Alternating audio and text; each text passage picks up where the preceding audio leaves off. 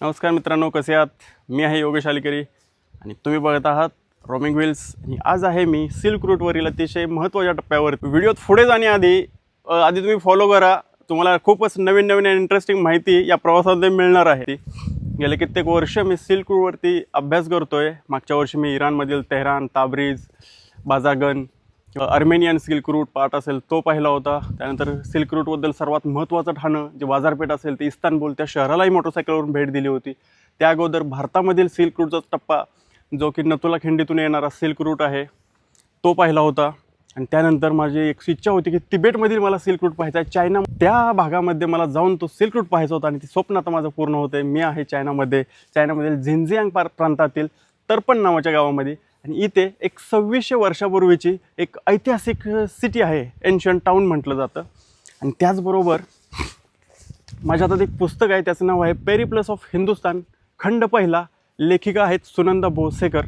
त्या सुनंदा भोसेकरांनी इतकं सुंदर असं पुस्तक लिहिलेलं आहे. भारतात आलेल्या गेले 2-2.5 हजार वर्षापासून आलेल्या प्रवाशांचं प्रवास वर्णन असेल त्यांच्याबद्दल माहिती या पुस्तकात दिलेली आहे. आणि या पुस्तकामध्ये सिल्क रूटबद्दलचाही बराचसा भाग कव्हर केलेला आहे. त्यामुळे माझं हे अतिशय आवडतं पुस्तक बनलेलं आहे अल्पावधी. तुम्ही पाहू शकता हा सिल्क रूटचा नकाशा आहे माझ्या पुढे.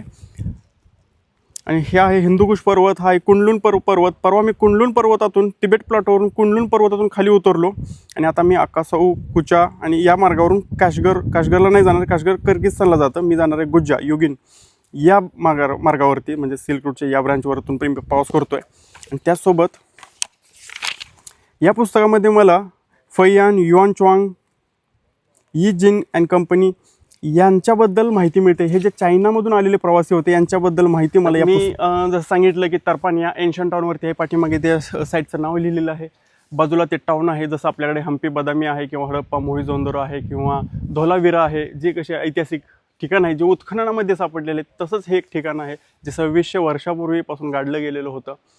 तर असा प्रवास करताना खूप मला आनंद होतो. अशा नवीन नवीन माहिती पाहण्यासाठी फॉलो करा रोमिंग व्हील्स आणि बघत राहा.